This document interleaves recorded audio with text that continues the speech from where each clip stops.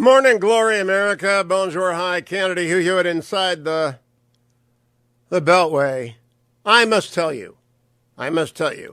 Last night I was talking with a former national figure, a senior advisor to President Trump, a longtime fixture in Republican Party circles, who for 20 years has waged a good fight in Afghanistan, and as the American dream for that country dies, and there's no other way to put it, I'm going to talk with Representative Liz Cheney about it later today, on top of the collapse of the commitment to free enterprise represented by the Democratic Party's full embrace of socialism and the passage of a full-on socialist budget by Bernie Sanders in the Senate after already $4 trillion of spending over 2 years. It will mean $8 trillion of printed money. After all of that, I was feeling pretty low last night, saying, my gosh, what have we done for 20 years? What have we been fighting for 40 years? If we're just going to be a socialist backwaters country that can't keep our commitments to people we fight for, we pull it. Because I began my life with the fall of southern Vietnam, helicopters on the embassy in Saigon. I went to college. I was a sophomore in college when that happened, 1975. And here we are. Kabul will look that way within 30 days. They're saying 90 days now. I'm not giving them 90 days. Unless the Taliban decide, well, we don't need it. We'll take it next fighting season. Let's just go live in Kandahar and Kunduz for the rest of the year, and we'll get Kabul next year. Then it might not fall, but otherwise, we're gone. We're just getting our people out, and God bless our Marines for doing that. But then I thought, fight on, my men, said Sir Andrew Barton. I am hurt, but I am not slain. I'll lay me down and bleed a while and rise and fight again. It's my motto. After you get wiped out, 2008, you get wiped out in 2006, you get wiped out at the polls in 2018, you just realize there's a 1994 out there somewhere. There's a 1980 out there somewhere. Indeed, I think we're going to wipe out the Democrats. This country does not want to be a socialist country. And the Democrats are socialists. All of them. They all voted for it. Now it's going to go to the House. It's a pure transfer of wealth. It's taking the money you earned. They're going to tax at death everything you've got. They're going to not raise the basis. Your houses, your farms, your businesses are going to take them away from your kids and tax them, make them sell them. Take 45 to 55% of that and put it into their plans to pay their buddies off in the teachers' unions. And they're going to mask your kids, and they're going to ignore your demands that critical race theory be booted out. And you know what? Time to rise and fight again. Here's the deal. The first round in the comeback is Glenn Youngkin in Virginia. So I want you to go to youngkinforgovernor.com and send him money. youngkinforgovernor.com. He's taking on old Clintonite Terry McAuliffe, a corrupt, absolutely old school, take as much money as you can, tax as many people as you can, spend it on your friends, Democrat. He's in there with the new socialists. Ralph Northam, a racist, is the governor who didn't resign like Andrew Cuomo resigned, just corrupt. McAuliffe is corrupt. Glenn Youngkin is just Mitt Romney with a common touch, born because he came out of nowhere with nothing and played his way to a basketball scholarship and then lived in Richmond and Virginia Beach and then came and went to work for a great venture capital firm in D.C., did it all, made his own money, built his own businesses, made a lot of money, got 4 wonderful kids, a wonderful wife, attends McLean Bible Church. He's a normal guy, he's a normal Christian guy, and he's smart. And everybody in Virginia, we got to stop this nonsense. It begins in the Commonwealth. And you in America can support Glenn Youngkin. But if you're in Virginia, go get a Glenn Youngkin yard sign. I got to go get one and then upset my condo association or homeowners association, put it on my little yard, and drive the little bitty around here who's the police department for where I live. She's going to come and complain about my Youngkin sign. I'm going to get 10 of them so I can put them up 10 days in a row. Because I'm not giving up freedom. And the Democrats in Congress are counting on you giving up freedom, your money, and your kids. Don't do it. Then, at the same time, you go find out which congressman you have right now and you begin to call them. Tell them to vote against this budget. Do not vote for this budget. You are not a socialist. This is not a socialist country. You do not vote for tax hikes. You are watching them, Republican and Democrat. You give them a little backbone, and you tell them, I have got eyes on you. I don't know who your congressperson is. Might be a Republican, might be a Democrat. You start calling. You call that district office, and then you go to any meeting that they organize in their district. Time for the Tea Party to come back times 10. Now, some of them died between now and the Tea Party, but I go way back to the Sagebrush Revolution in 1978, Prop 13 in 1978. You call your congressman, you get involved, and in California, you go get your ballot and you vote yes. Throw Gavin Newsom out on his ass. Toss him out. Gavin Newsom imploded yesterday, by the way. Let's listen to Gavin Newsom melting down because he sees the numbers. Larry Elder's got him spooked. Cut number 20. I think the consequences of having the second incumbent governor in California recalled of the last three, to see the weaponization of the recall process be as effective as a successful recall effort here would weaponize the recall process even more than it currently is with DAs and city council members and school boards. I think the opportunity for the Republican Party with the midterm elections coming up in Kevin McCarthy's backyard, in Nancy Pelosi's state, in Kamala Harris's home state, with California and the values we profess and practice, that would be judged in a different light if this was a successful recall. I think it would have profound consequences nationwide and go to not just politics, but to policy and policy making. It would go deep to issues of immigration, climate policy, healthcare, broadly defined, situationally COVID, but even beyond that. I think its repercussions would be felt next year in a governor's race for election and beyond. We could, maybe take the French Laundry fiasco out of the mix. You feel like your actions and decisions of governor would rise to a level where a recall is a fair response from the voters? No, not at all. We also are doing something that the former occupant of this building is very much responsible for, the initiation, not to exaggerate, because he wasn't exclusively responsible, but in that budget in 1967, where Ronald Reagan inherited a major deficit, he very infamously had his finance department make massive mental health cuts, which he later denied much knowledge of, curious as that may sound. That began the process of this devolvement to the cities and counties that never manifested of our mental health system. I'm very concerned about the fact that you had as many people get an FBI background check, 39.7 million people, as there are Californians last year in the US. I'm very concerned about guns in this state. I'm concerned about these radical judges, no other way to describe, stone cold radical judges that are trying to overrule our gun safety laws, particularly as it relates to weapons of war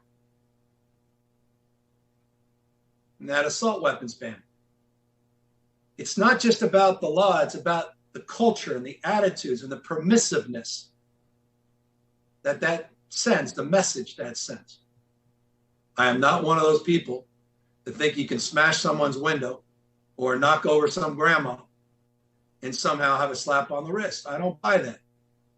At the same time, I'll take a backseat to nobody in my desire to deal with what the hell's wrong with you that you did that in the first place, and try to get under the hood and try to address that issue in a compassionate, thoughtful, and judicious way. But I believe in accountability as well. And so I'm not throwing up my hands, and I don't think most folks in the reform movement are either. And I totally reject that people can't do anything about retail theft. I mean, I didn't go to law school. I wasn't smart enough to go to law school. I couldn't pass the LSAT, but I can read the penal code sections, and forgive me, look them up. 666, Google it right now. Look, he falls apart. He's falling apart under the pressure. So here's what you do. Get a Glenn Youngkin sign, contribute to Youngkin for governor, Go to Larry Elder's campaign site, contribute to Larry Elder. If you're Kevin Faulconer, fine, whoever you are in California, vote to recall Gavin Newsom and then lean on your congressman.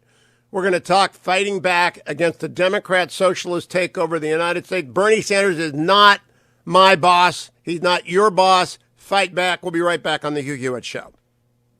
Welcome back, America. Hugh Hewitt, joined by Michael Oren, the former ambassador to the United States. The former ambassador from Israel to the United States, Dr. Michael Oren, is back in Israel. Good morning, Dr. Oren. How are you? And welcome back to you too, Hugh.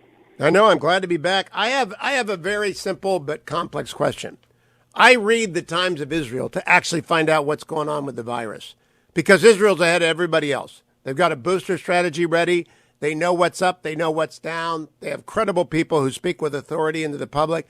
Why does Israel have a functioning public health directorate, authority, respected, and the United States has a complete collapse of credibility with everyone? Well, one of the reasons it has to do with the founding fathers. You can blame Alexander Hamilton and James Madison and John Jay because the founding fathers of the United States were so frightened of central authority, so frightened of the tyranny of the English king that they made authority very diffuse. So, the governor of New York can't tell the mayor of New York to close the schools of New York. But we have one authority here, which tells the entire state what to do, and everyone's going to do it. So, okay, we didn't have the founding fathers, and they did some wonderful things. But on the question of dealing with a national emergency, health emergency, I guess they didn't foresee that possibility. I got my third vaccination this week. You just pissed me off. Exactly a minute. You just pissed me off. I was just inveighing against the CDC because everybody knows people need boosters. Everybody. And they announced yesterday they will have a booster strategy in September, and they don't even know what they're going to recommend. And Israel has already got Michael Oren, who's my age, getting his third booster. Unfreaking believable. Yep. Can I make Aliyah? My wife is 1/4 Jewish. Can I make Aliyah? Yes, you can. If not, we'll make it happen. But, okay, because honest to God, she's 1/4 Jewish. I can prove it. Really, I can get there. You can get there. You're in. We'll get you in here. But even then, we're talking about now limiting the number of people in restaurants, limiting the number of people in stores. Masks are mandatory. And do you put masks on your kids? Building. I can't walk into my own building without a mask. How about K through 3? Do you mask your children? Yes, they have to go. They have to be masked. That's stupid. Yes, they do, and soon they'll be. The question is whether they're going to be encapsulated, where they put kids, like 3 kids in each section of a class. No, pods make sense. Ventilation makes sense. But kindergartners through 3rd grade, masks do not work. There's not a scintilla of evidence for that. Well, they do it, and we're trying to contain it. The numbers are still going up. But you got a booster. I got a booster. Are you Pfizer, Moderna, J&J? Pfizer? Yeah, we are Pfizers. These are Pfizers. I turned to the Times of Israel to find out that Pfizer is less effective than Moderna. They stop hospitalization and death, so it's fine. I'm Pfizer. But I want my 3rd Pfizer shot now. Well, you have to come over here to get your 3rd shot. Now tell me one more thing. How is the new government doing in terms of the health crisis? Is it seamless from the Netanyahu government today? Does everyone believe that's not part of the political debate? It's like the book of Jonah. Okay, do you remember the book of Jonah? Yes. It's like the shortest book in the Bible. It's all the page long.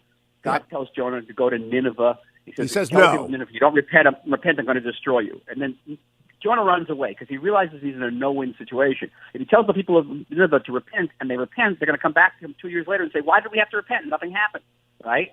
But if they don't repent and they're destroyed, then Jonah's a failed prophet. So either way, he loses. That's pretty much what it's like being the prime minister of Israel. That's why I didn't want to go. But yeah. You're going to lock down, and there's lockdown, and then nothing happens. People are going to come back to him and say, hey, why do we have to lock down? Why do we have to pay that price? But if we don't lock down and we are overwhelmed by a pandemic, people say, Sally Bennett, you failed us as a prime minister. Is it because people are unvaccinated, or is it because of breakout infection? It's because people are vaccinated first. Like, for example, almost a half of the Arab population is unvaccinated. And we have people who, are against vaccinations. So people in the religious community are against vaccinations. So we have that problem. But we're seeing people who have 2, in some cases even 3 vaccinations still getting corona. So Okay, what do you think defines the unvaccinated population in Israel? What demographic, not what factor, would you say is the likeliest indicator of vaccination? I have a theory in the United States, but what do you think? No, it's not ideological here. It's traditional. It's people living in small villages who, it's not that they don't have access to health care, but they're maybe distrustful of that system.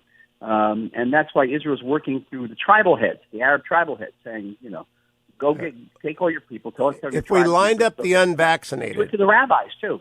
If we lined up the unvaccinated and we did years of secular education, would that be the answer? I think that people who are secular, people who are modern, people who are urban, have a much, much higher level of vaccination. And are educated? And educated, sure.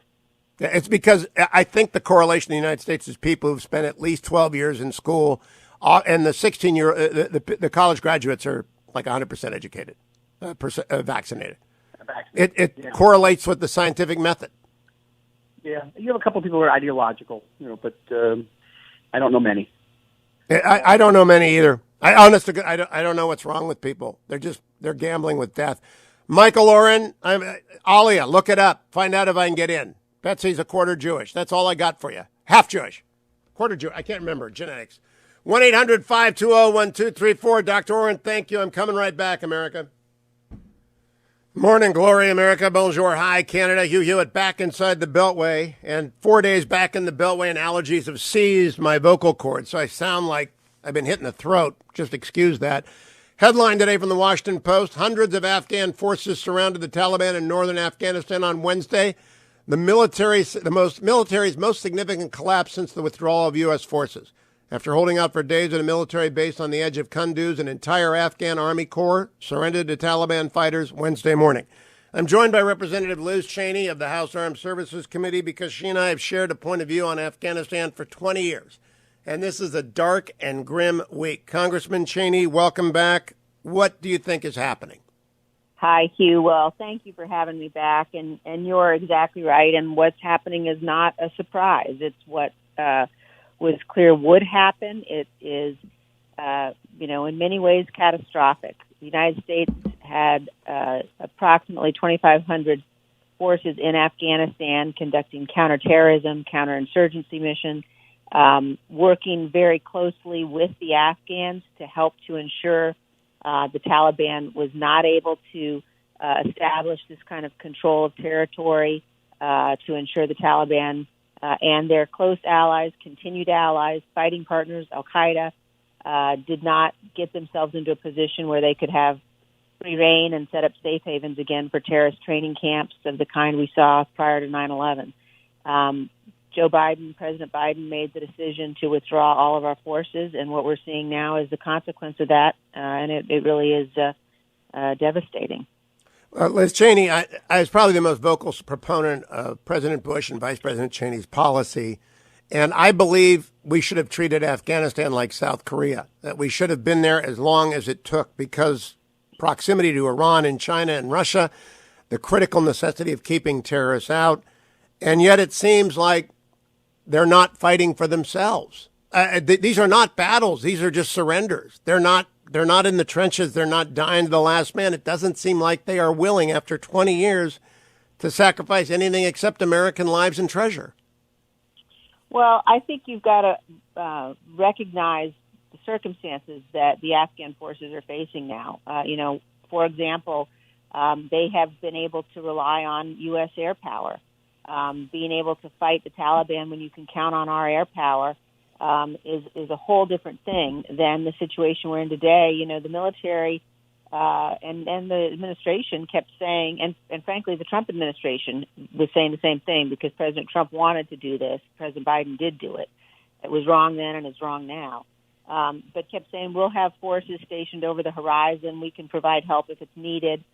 Over the horizon turns out to be, 7-8 hours away.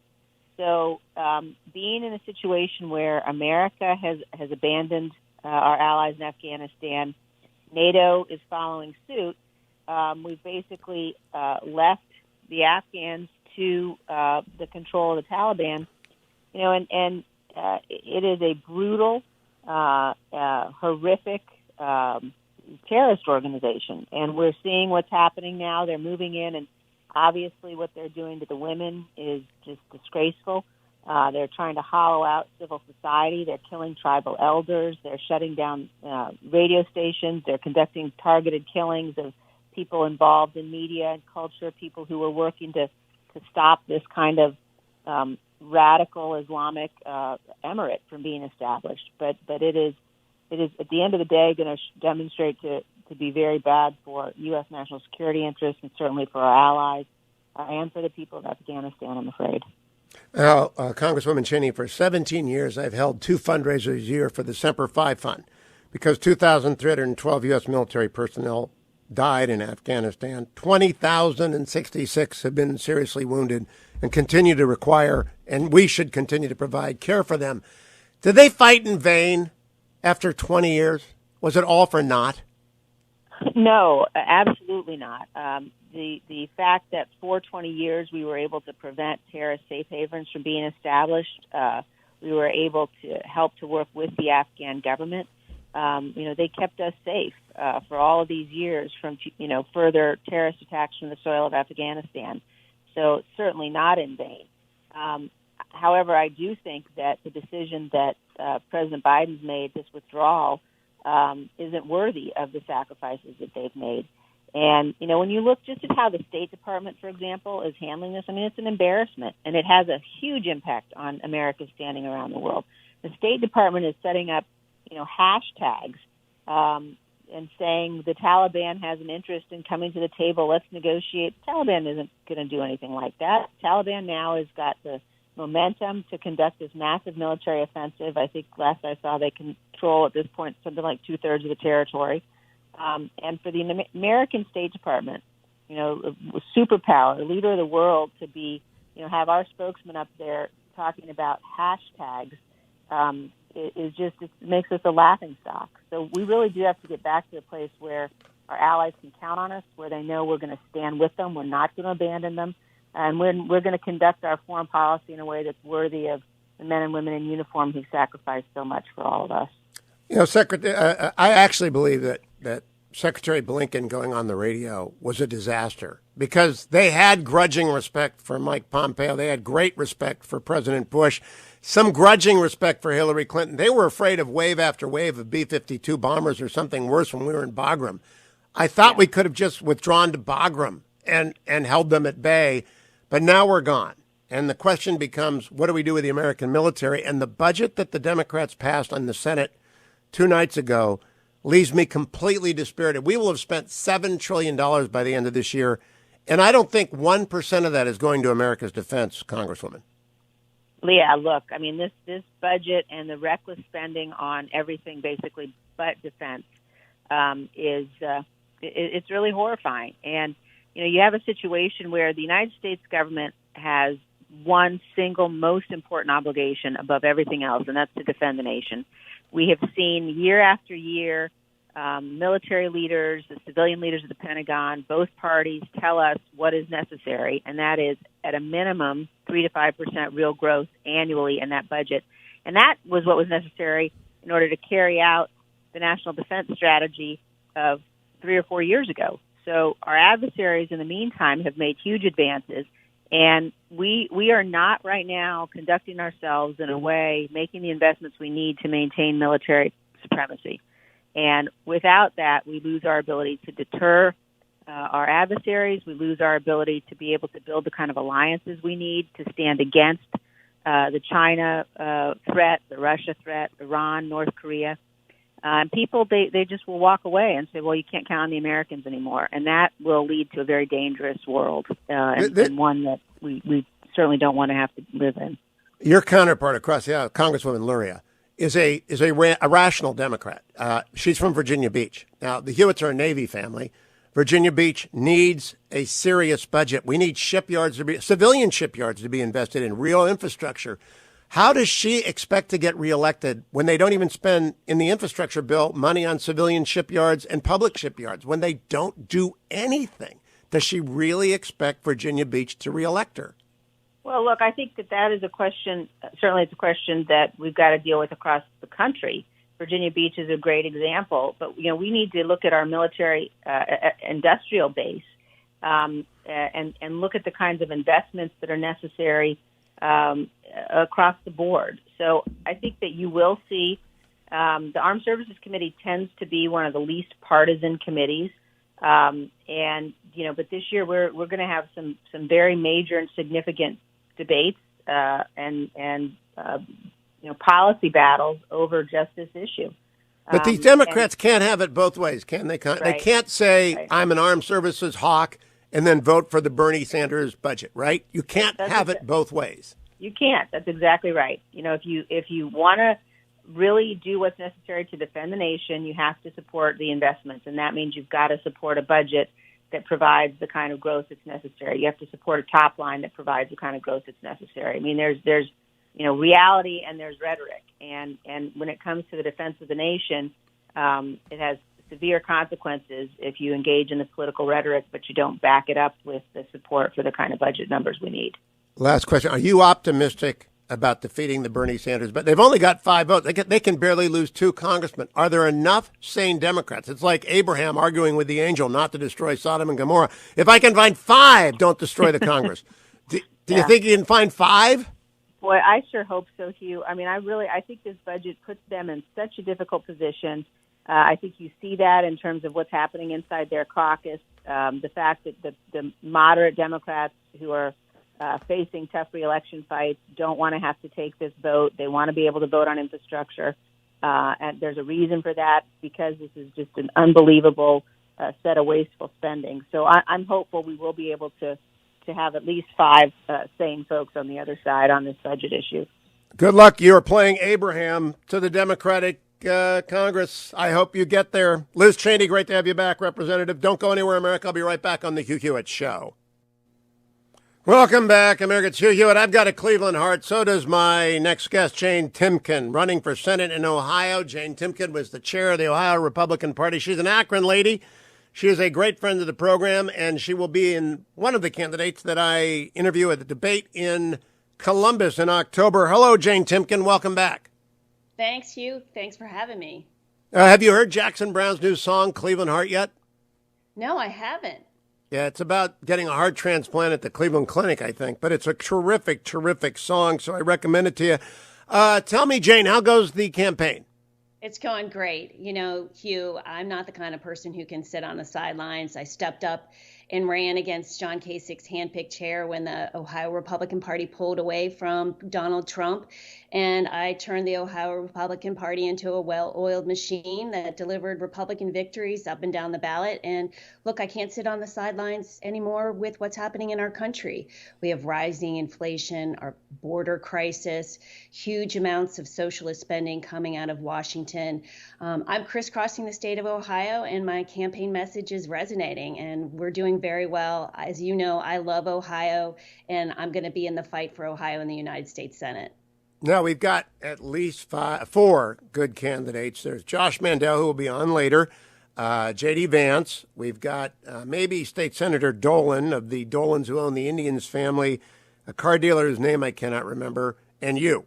And I always say when there's one woman in 5 candidates, always look for the last man standing to be a woman, just because a lot of people vote that way. I haven't seen any polling. I'm staying away from endorsements until after the debate.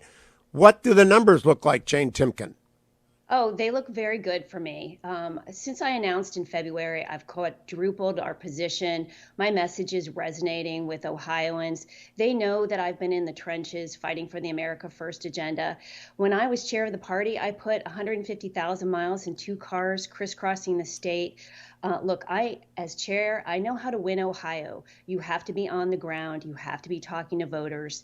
We are the only campaign that is running a ground game, that is actually out talking to voters, knocking doors and making phone calls. And we've surpassed 300,000 voter contacts. But look, it's about showing up and delivering a message that resonates. And Ohioans are gravitating towards me because they know I'm a fighter. They know I've been in this fight. They know that I'm strong to push back against the Democrats and their socialist agenda. They want to fundamentally transform this country. I'm going to be standing up for our freedoms and for our good jobs and our economy here in Ohio. Jane Timken, I got to go hyper local for a second. Do you know Loveland, Ohio? Sure do. Okay, my law school roommate, one of the best men I know, Tim Butler's on the city council there. He's a Republican. He's a Trump Republican. He's against building a parking garage there. He's against developers giving money to candidates, etc. He's hardcore, and the Republican Party is purging him. He's up for re-election, and you must have dealt with this in parties all over the state. Do you know Tim Butler? Do you know Loveland Republican Party? What is wrong with those people? I think I know Tim. And look, I always say the way to win as Republicans, we need to be united. And I think I've done a really good job as being a unifying chairman. I'm going to be a unifying candidate. We need to bring everybody into the fold to fight back against the Democrats. That's how we win. We can't have this infighting. We need to be out there fighting the Democrats, because what's at stake is our country. Quite frankly, I believe Barack Obama and Bernie Sanders, they want to fundamentally transform our country. And what you're seeing out of Washington is a push towards socialism and government control. And that is not American. And I will always be standing up to fight back against it. You see it happening in our schools. You see it happening with the socialist spending that's coming out of Washington. We need someone in the United States Senate that's going to fight for this. And we need to take back the Senate and the House and push back against this. And that's why I'm in this fight. Now, Jane Timken, I'm very, very pro-vaccine and have been forever, but I'm very anti-masking K through 3 because there's no scientific evidence it works, and there's a lot of scientific evidence that it hurts children in the primary grades. What's your position on masking very young children in school? Look, I'm against it. I'm against mask mandates. That it is a decision that a parent should make for a child. It's not a decision that politicians or government officials should make for children. Look, there's no real study that says that masking in these schools is going to prevent the spread of COVID. Yes, that's right. And this is more about government control, and the damaging effects that have happened to our children are quite frankly frightening. They've had a year of virtual learning where God knows what was happening, but they also are not able to fully socialize and adapt in school. And again, what's happened this year of the pandemic, parents have woken up and realized what's the indoctrination of their children. I started a listening tour on critical race theory. It is really happening in our schools. It is invasive, and it is in the indoctrination of our children to hate America and to put children in boxes based on the color of their skin. It's un-American, and it's against the teachings of Martin Luther King, which is we are to judge each other on the content of our character, not the color of our skin. And I think it's very oppressive to put kids in these boxes and tell them they will never succeed. And Jane Timken, let me interject here. The left wing in the United States is attempting to deny that CRT is an issue. In fact, PolitiFact yesterday claimed that Glenn Youngkin, who's going to be the next governor of Virginia, is lying about critical race theory. And they came up with some harebrained scheme to say that it's not there. Everybody knows that CRT has infected every curriculum, every teacher. They don't have to wear a CRT button to be a part of it. It's everywhere. But do you run into the media denying the reality of CRT? Yes, sure. But look, I have real people and real facts in real schools, and it is all across Ohio. In fact, this really started when I was having a business roundtable with women business leaders, and one mom in Canfield, Ohio came up to me and said, do you know what's happening in our schools? This was a few months ago. And she said her kindergartner was being taught how to protest. They were being forced to draw themselves as different races. It was all about this CRT equity. And look, our kids are falling further and further behind. We are not educating our children for the jobs of the future. And education is the key to the American dream, and we need to make sure we're educating our children and not indoctrinating them. It's real, it's happening, and I'm really, proud of the parents who are standing up and pushing back. I'm in this fight with them because it's about the American future for our children. Now, Jane, I'm a big supporter of Catholic schools because I came out of Kennedy High School in Warren, but I also believe in homeschooling. And in fact, I brought on a new sponsor this week called powerhomeschool.org, which is non-ideological. It's just that parents are done with public schools in a lot of places. Will you support charter schools and homeschooling from the United States Senate if you win? Yes. In fact, there is a backpack bill that's pending here in Ohio. I'm supportive of that. The funds should follow the child. I'm the product of a Catholic school education as well. I think it gave me a wonderful foundation. Children should have that opportunity to get the best education they can, and it should not be dictated by their zip code or their failing school. I am a huge proponent of school choice and homeschooling because parents should be able to make the best decisions for their child's education. Education is the key to a bright future, and I will always stand up for children to get the best education they can and fight for those resources to be there for those parents to make that choice. Boy, I hope you didn't go to Steubenville Central Catholic or Akron St. Vincent St. Mary's. They used to crush Kennedy all the time. Where'd you go? Oh, well, I actually grew up in Cincinnati, so I went to Annunciation and down in Cincinnati. Okay, I'm a neutral in the Cincinnati Wars. Did they date Moeller boys? Is that where they? I dated a St. X guy. So okay, you're a Xavier person. Okay, we get that. So Jane Timken, we're doing this debate, and I'm going to do a lot of prep like I did for the California recall debate. I know how to moderate a debate fairly. What do you think are the biggest issues dividing the Republican would-be senator nominees? Well, I guess, Hugh, I'll tell you as I travel around Ohio, the big issues I hear about, I go to businesses big and small every day. I hear about businesses that can't find enough people to get back to work. It's affecting our manufacturing plants. It's affecting our restaurants and small mom and pop businesses. Inflation is a huge issue. And everyone is complaining about the gas prices and their groceries. These are issues that are quite frankly, on top of mind of Ohioans. And they are also concerned about the border. People have said to me, why does Ohio care about the border? It's because the drugs and human trafficking that are coming across the border are landing right here in Ohio.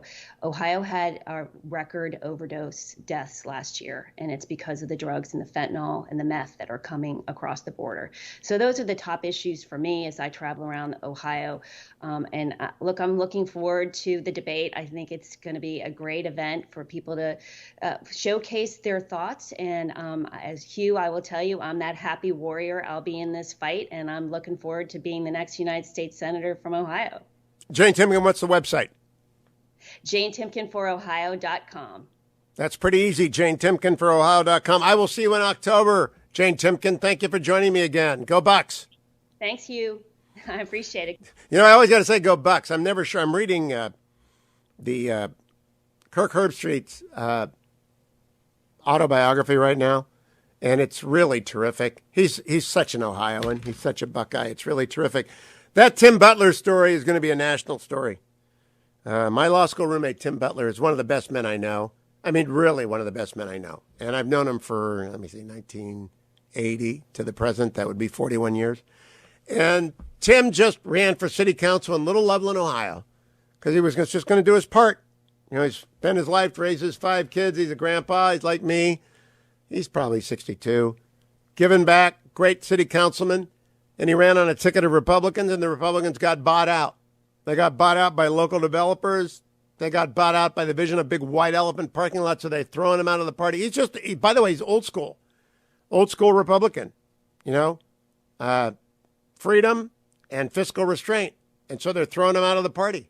Tim Butler for council in Loveland, and throw all the other incumbents out, toss them out. They're not Republicans. I am tired of Republicans going on to local boards and becoming Democrats. I never did that. I served 17 years on the Children and Family Commission. We gave away $40 million a year, and I never became a Democrat. I believed in building things and giving money to groups that did it. We had the smallest staff. We paid ourselves nothing. Which is very different. We gave ourselves no retirement benefit. We might have been the only agency in California that you could serve 17 years on and not get a pension. I think that actually was the Orange County Children and Families Commission because I helped set it up that way.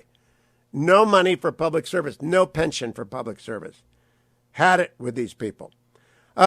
Welcome back, America. I'm Hugh Hewitt. 51 minutes after the hour, the United States Senate turned itself over to Bernie Sanders and went full-on socialist this week. Jim Talent joins me, senior fellow at the Bipartisan Policy Center. Follow him on Twitter at Jim Talent, former member of the United States Senate. Jim, did you ever think you'd see the day that the Democratic Party became socialist? Well, I said earlier in the year, that they were going to borrow and spend an enormous amount of money, and that's what they're doing. They're burning the remaining credit of the United States, and not even on even the social safety needs of the country. So nothing's going to be done here to fix a shortfall in Social Security, to make Medicare more secure for an aging population, to address the student loan debt and the bubble in the economy from that, health care for the poor. Nothing there. It's a grab bag of programs most Americans won't even be able to identify. And it's going to driving up inflation. I mean, Senator Talent, I think it's a very crafty strategy. It's the reverse of the Reagan strategy. Expand the entitlement culture to the point that it bankrupts the United States and we have to withdraw from the world. Well, I think that's going to be the effect of it. I don't know that there's that much long-term thinking in this going on, But I mean, look, the interest on the federal debt last year was about $380 billion, with treasuries at 2%, right? So what happens when the Fed jacks up interest rates, as they will, in order to fight inflation? So if it goes to 4%, it's going to cost us another $400 billion to service the debt. The entire discretionary budget is about what, $1.7 trillion? So that's more than a quarter of the entire discretionary budget. Yeah, I had a senior Trump administration official tell me last night, the only way out will be to devalue the currency. You get to do that once, and you're no longer the reserve currency. They're going to debase. Well, it is debasing the currency, and Americans, of course, they're feeling it right now. So you're going to get, maybe it depends on how it actually works out. They're going to pay for some pre-K programs for people, and you're going to be paying and are paying now already a lot more. I mean, you got to laugh or cry, as an old friend of mine says all the time. And this is, I think, to show that they can do something big and beat the Republicans. I mean, I don't want to be uncharitable. And yeah, there's a lot of bad policies. You've talked about the death tax, and you're right. They're eliminating work for all these welfare programs. So we're going to be treated to millions and millions of able-bodied people getting all this, these benefits and not working because it doesn't make any sense for them to work. It's economically rational to stay home, especially when they extended the rent moratorium. They screwed small landlords everywhere in the United States, but they also increased the incentive not to go back to work. You don't have a rent bill to pay. Yeah, if I just suspend thinking about the impact on the country, it's going to be fun to watch to see them try and get the votes for the tax increases. Remember, I said they're going to borrow and spend a lot of money. Now, when the tax increases come up, this is going to be to borrow and spend enormous amounts of money, force inflation up without addressing even the safety net needs. Forget about defense, which they're not spending any money on either, right? Right. And then it's ushering in its chaos, a sort of left-wing flavored chaos. And I think it's because they don't have the votes and they don't really have the plan to do anything else. So, if I think about it too much, I get really. Now you know Joe Biden and you know Bernie Sanders. Is Joe Biden in charge of this, or has Bernie Sanders just been deferred to? Yeah, I think this is sort of policy by default. What is it we can do that we can tell the activist base they should like? I don't think at the end of the day they're going to be satisfied either, and then we'll do that. I kind of think that's what's happening. I say I'm not trying to, because I don't see any other logic behind it. I mean, again, there are basic needs that need to be addressed in the social safety net system. Now, you're not going to address it by creating a whole raft of other little programs on much lower priority items, but there's a whole lot of things that need to be done. And then I look at the tax increases. You're right about the death tax. That's going to slam. I chaired the Small Business Committee for 4 years. All it does is make small businesses and farms impossible to pass on the next generation. The last and houses. How much money we raised from the death tax? $20 billion a year. Wow. It's just not worth the candle to destroy the American dream for so many people. Jim Talent, always a pleasure, Senator. Follow him at Jim Talent. He is really one of the sanest people in D.C. I'll be right back. Josh Mandel, like Jane Timken, wants to go to the Senate. He joins me next on the Hugh Hewitt Show. Morning, glory, America. Bonjour, hi, Canada. Hugh Hewitt back inside the Beltway.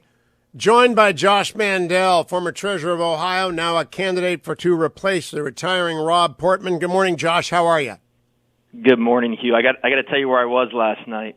Tell me. We did a town hall meeting in Cortland, Ohio. Oh, beautiful Cortland. My nephew lives there.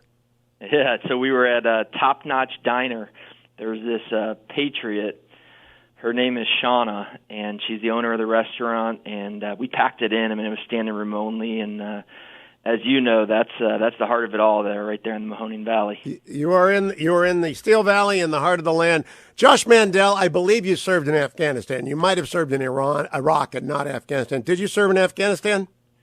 I did 2 tours in Iraq. Never made it to Afghanistan. Okay, so you're still in the war. What do you think about the collapse underway now? It's tough to watch. I mean, it's very tough to watch. I believe in a lot of ways that America fell into the same trap that a lot of countries have over many decades and even centuries in Afghanistan. And, you know, one of the things that's underestimated there is the difficulty of the land and the locals' familiarity with the land. I mean, it is treacherous there, extremely mountainous, and it's why very powerful forces from very powerful countries over the years have struggled there, and it's just tough to watch. Do you think that the Biden administration will bug out of Iraq like they've bugged out of Afghanistan? I assume so. Yeah, I assume so. I mean, there's nothing foreign policy-wise about Joe Biden that I have confidence in. One of the things that worries me the most about Biden, I won't even say the Biden doctrine because I don't even know what the Biden doctrine is, but what worries me about Biden is them once again playing footsie with Iran. As we all know, in the middle of the night, Obama dropped a pallet of hundreds of billions of American tax money to Iran. And make no mistake about it, the Islamic Republic of Iran is run by terrorists. It's terrorists who fund Hezbollah. It's terrorists who export their industry of terrorism throughout the Middle East and throughout the globe. And what's difficult to watch with the Biden foreign policy is watching them once again enable the regime in Iran. What needs to happen in Iran is we should be enabling the people to topple the regime, not enabling the regime to export terrorism. But I believe it was $1.3 billion in small bills and hard currency and hundreds of billions of dollars in sanctions relief. But I also think yesterday the new hardcore killer prime minister announced a cabinet that includes as their interior minister the man wanted in the Buenos Aires bombing. It's really incredible that we're even talking to these terrorists. It's unbelievable, Hugh. It is unbelievable. But listen, one of the things that President Trump understood is the acknowledgement of who are our friends and who are our enemies and treating them as such. And that doesn't mean starting wars. It doesn't mean military adventurism, but it means being realistic about who's in the foxhole with us and who's opposed to us. And it seems that Biden and now again, or that Obama, now again Biden, are intent on empowering our enemies. I mean, it's difficult to understand, but when you ask them and they can't explain it, and these are the foreign policy makers in our country, it's scary as heck. I mean, these are the people that are supposed to be the commander-in-chief and his staff, and they're just lost in the sauce, Hugh. I mean, they don't even know what's happening. And listen, I'm a believer that the world is a safer place and the world is a stronger place when America leads and America is the world's superpower. And that's not just militarily, it's also economically as well. And, I think what Biden is trying to do is continue what Obama was doing, is bring America down a few pegs, bring other countries up, and, hey, can't we all be equal? And that is the last thing we want. Like, we do not want to be equal to other countries. We want to be exceptional, and we want to be at that pointy tip of the spear, and just like Reagan said, the shiny city on the hill. Now, Josh Mandel, I'm coming back to Buckeye Land. 98.9 and the Center for Christian Values in Ohio is going to sponsor a candidate debate, and I'm going to moderate it. You all trust me. You know I'm fair. I am curious. There are at least 5 serious. Is Senator Dolan in the race or not? He's going to announce pretty soon. So he's going to be in?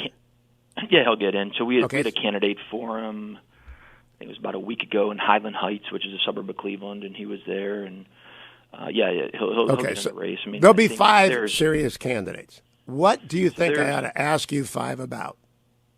Oh my gosh, there's so many issues. So first of all, let me tell you, I got it marked on my calendar the evening of October 24th. I'm pumped. I've been talking to the folks at Center for Christian Virtue, Aaron Bear and the crew, and the fact that it's going to be the first large debate forum, in that format, and the fact that it's sponsored by Center for Christian Virtue, and the fact that you're coming in to moderate it is just fantastic. So thanks for coming home to do that. I'll tell you some issues that I'm talking about in the campaign trail that I think would be interesting to ask about.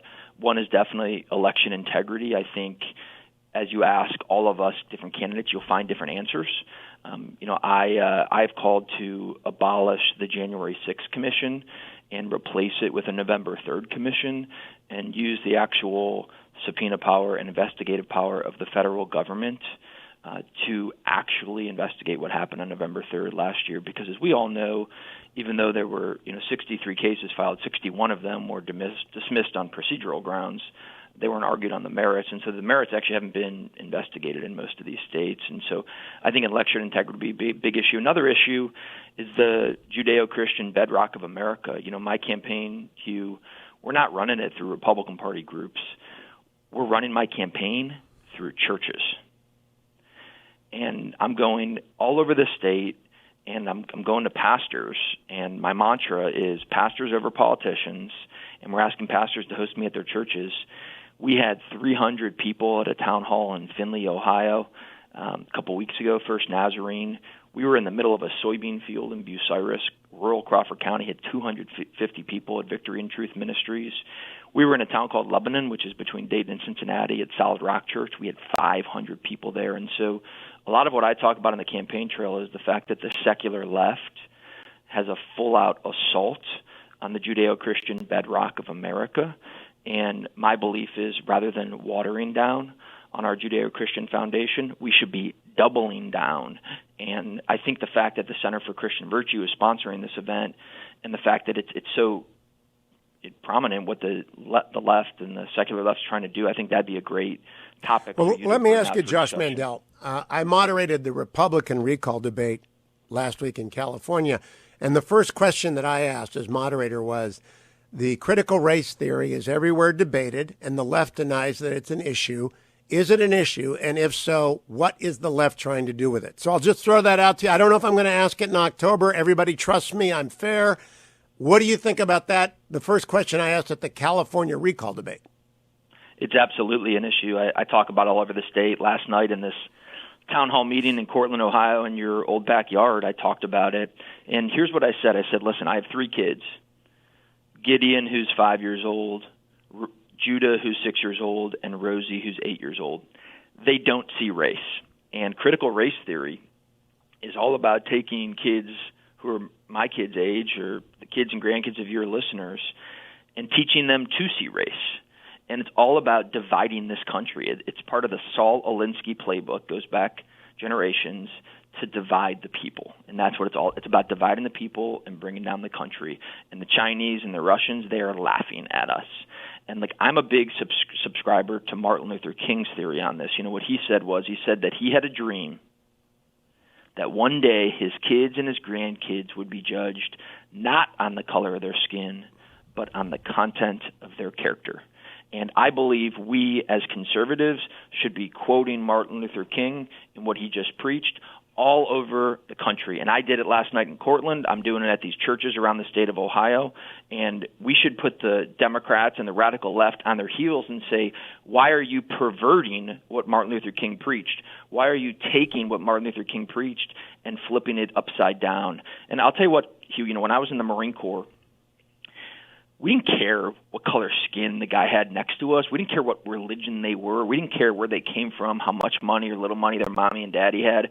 All we cared was were they good Marines, you know? And I remember, that's how we were treated at boot camp. And I was at Parris Island I arrived there in May of 2000. 4 years later, I found myself in a town called Al-Qaim, which is right where the Euphrates River meets the Iraq-Syria border, western Anbar province. It's old Babylon. And I guarantee you, Hugh, we didn't care the color of the skin next to me. Whether it was a black guy from the Bronx or a white kid from backwoods Tennessee, I didn't care. They were my brothers, and all I cared was, were they good Marines? Josh Mandel, I will see you in October. Quick question for you, over under, Browns 13 wins. I think you hit it on the head, man. That's actually, I think 13 wins and 3 losses. We're going to the playoffs. It's 17-game season, Josh. It's 13-4. It's 17-game season, the new NFL. Josh Mandel, I'll see you in October.